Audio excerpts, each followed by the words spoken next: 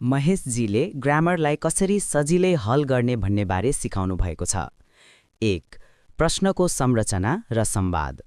यहाँ एउटा संवाद दिइएको छ जहाँ दुई व्यक्ति ए र बी बीच कुराकानी भइरहेको छ। ए को वाक्य कोम्बाङ गाकुसेइनो तोकिनो तोमोदाची ग्याप आइमास, अर्थ आज राति विद्यार्थी बेलाको साथीलाई भेट्नेछु। बी को प्रतिक्रिया ई देस्ने, अर्थ राम्रो छ नि। 2. सही उत्तर पत्ता लगाउने तरिका ट्रिक्स। प्रशिक्षकले प्रश्न हल गर्न दुईवटा मुख्य ट्रिक्स बताउनु भएको छ। 1. बिन्दु पहिचान गर्ने, प्रश्नले वास्तवमा के भन्न खोजेको हो त्यो बुझ्नुपर्छ। 2.